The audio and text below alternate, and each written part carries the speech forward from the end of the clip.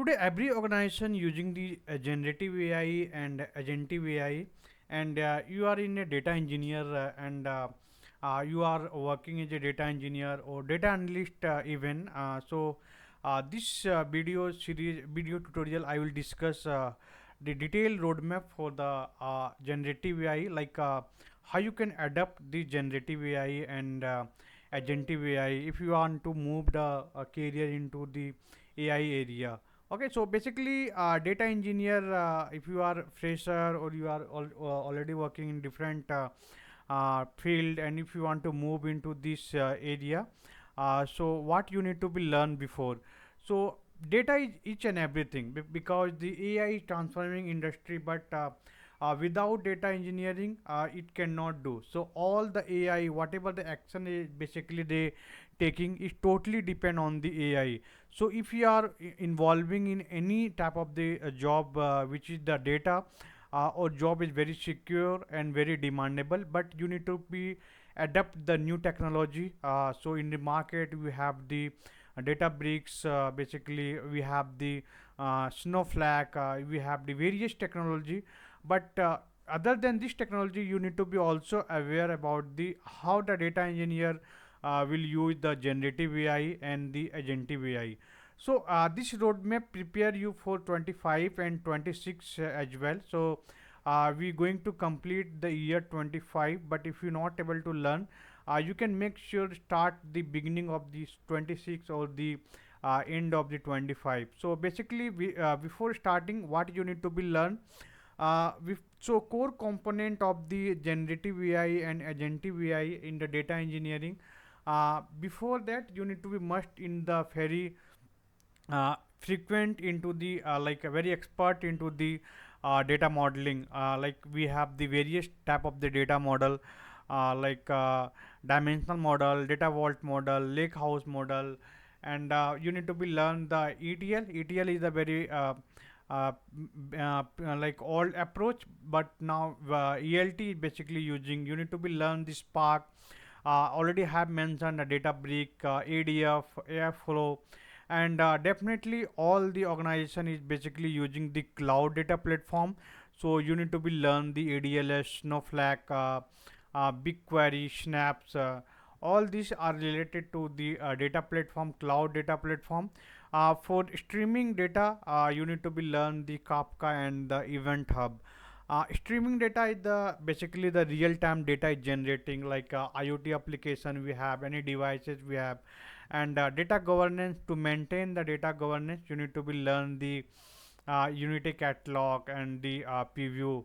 So data governance area is basically useful when we have the experience more than 4 to 5 years. Like if you are started working on the basically into the like senior, okay, like if you want to move into the data architect profile, so that data governance are more into involved.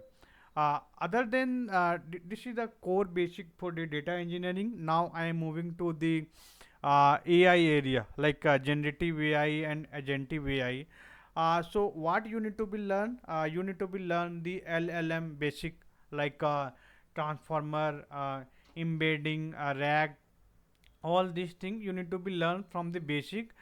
Second, you need to be learn the vector database, like pinecone, vivet, chroma, feiss. So you can learn any of the tool the using. You can use for the YouTube, you can use the chat gpt or the copilot, deepseek, any gpt, any tool, if whatever you comfort, you can learn all these things. I can also upload this like PPT. You can download and you can go step by step. Then you need to learn the RAG pipeline. Basically, this is the enterprise search chatbot where we have to implement based on the different pipeline you created.